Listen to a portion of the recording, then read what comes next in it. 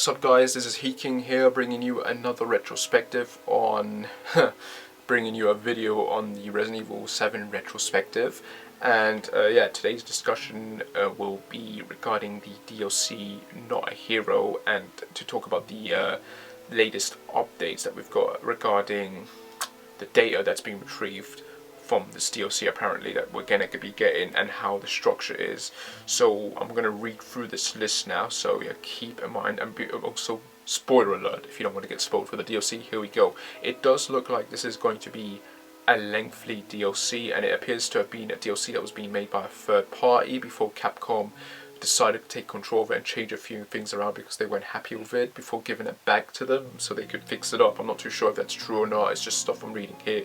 But apparently this is how the layout of the DLC is going to be, and it's going to be an action DLC. If you didn't realize this before regarding, you know, the little teaser we got at the end of 7, yeah, it's going to be an action DLC, but it's going to be very unique and different to what we've have in the main game. But anyway, here we go. So task 1, you're tasked with get white mold sample. So apparently you have to get a white mold sample. Task 2, rescue Bravo team member 1.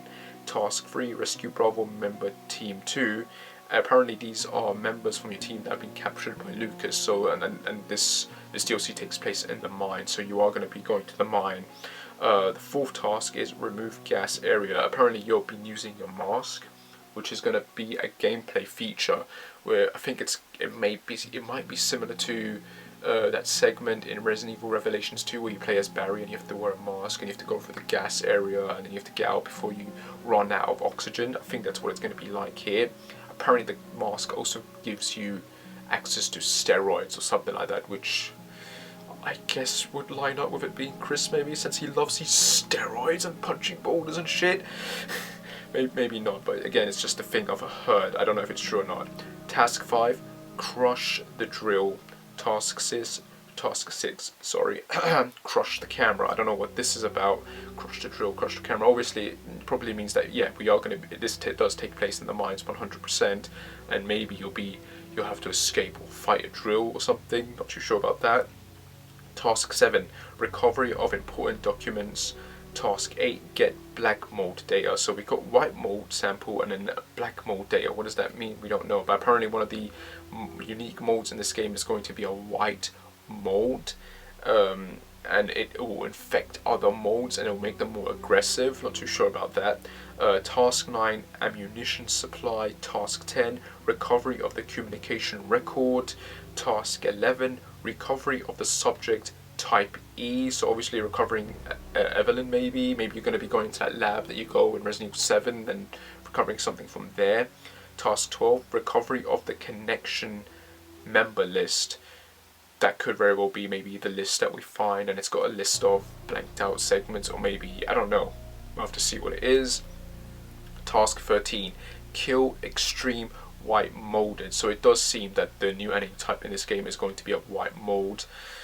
Task 14, no damage. This, I believe these are actually the trophies. I could be wrong, but it does sound like these could be trophies. But yeah, task 14, no damage, arrested Lucas. So that's a big spoiler there. It does look like we will fight him, or at least in some way, and you will arrest him. I don't know, but we'll have to see again. Task 15, eavesdrop Lucas and connection. Don't know what that's about. Task 16, not there. That's gone for some reason. Task 17, main flag. Task 18, main enter ship first. Task 19, enter main ship first floor. Task 20, enter ship bridge. So it looks like you're going to be going into the ship. So we'll be going back to the ship and maybe exploring parts of it that we didn't get to explore before. Again, not too sure about that, but it does hint at the possibility that, yeah, we are going to go to the ship, whether we're going to be going back and forth through the areas reconstructed, maybe. Not too sure about that, but we are going back to the bridge, so that is confirmed.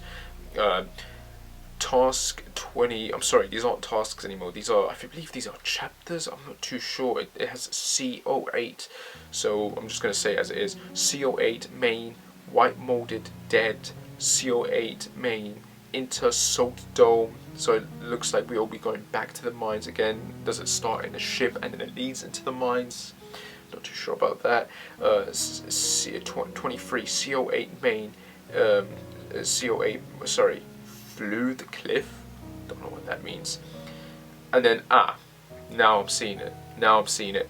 It looks like this does confirm that this is Chris Redfield will be playing as. So there goes my theory video on it being Hank maybe, because 25 CO8 main Chris fall down. Now this could just be a way for Capcom not to spoil the big surprise, and again this might not be Chris, because if they just throw the actual character names in there, it will just ruin the whole big twist. So, you know, I guess we're going to be playing through the whole campaign of this DLC thinking we are Chris, only for it to reveal at the very end that we're not Chris Redfield. But right now it looks like it could very well be Chris here, because it says Chris fall down. So 26 CO8 main, escape the bottom layer, and then finally 27 CO8 main, last event, end. And yeah, so that's all we got here so far. But yeah, it looks like it's going to be an action-based game with you having to save members and collecting things and fighting this new white molded that we'll be encountering, and arresting Lucas, who appears to survive the events of this game. So he may or may not come back in future titles, maybe not, I don't know. He certainly is an interesting antagonist to have around. It would be different from all the other antagonists we had to have this kind of smart ass psychopathic hillbilly type, but hey, I'm all for it, why not? But yeah, that looks to be the case. And then obviously we have the items you'll be using in this, which are images of like a knife, grenade, the Albert, and I believe an Albert 2, a scope A, scope B, scope C, punch A. I don't know what these mean. I think these are maybe the button promans, maybe not too sure about that. But yeah, very interesting to say the least. I do hope that this isn't Chris, but it looks like it could very well be. But yeah, more information that's been gathered from NeoGAF. There are at least, I'm going to read it from here from what I'm seeing. Apparently there are at least two types of molded. One has pores which emit a toxic gas, not only damages Chris, but also any regular mold to turn red and become more aggressive, like I already mentioned, and powerful, who end up in the gas. There's also smaller molded who are obviously inspired by the face hugger from Alien. Okay, that's very interesting. So we got what? Face hugger style molded in this game.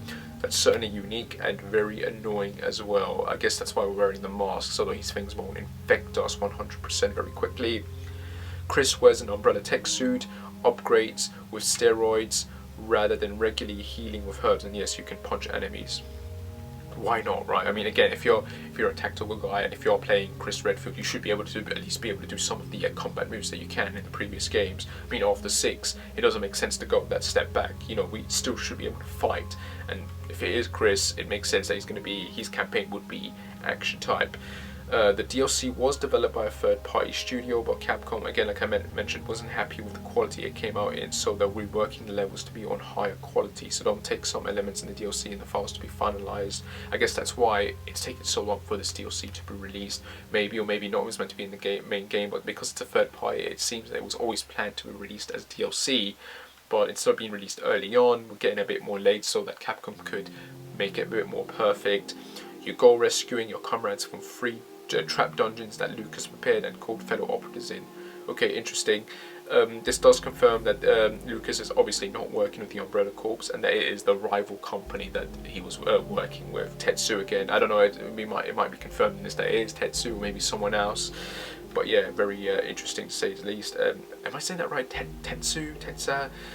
Sorry about the mistranslation, I'm saying it wrong. There is a unique boss battle in the DLC. Again, the white molded, it does, either that's a normal molded you fight, or there is a better boss fight. I hope there is, because the final evident boss fight was not very satisfying. Maybe on a cinematic level, but I would prefer to fight a harder boss after going through that game. So here's hoping we get a good final boss fight with this DLC.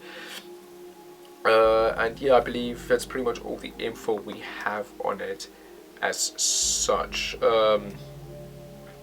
Let me just go down and check very quickly. Still reading. And yeah, that appears to be it. Certainly very interesting and makes me very hyped for the DLC now. I am still crossing fingers that it's not Chris, but it might very well be, but it may not be. We still don't 100% know. But, oh well, that's really all I can really say at this point. Anyway, guys, as always, like and subscribe, whatever, and I shall see you when I shall see you. Comment down below if you will. And yeah, take care and bye.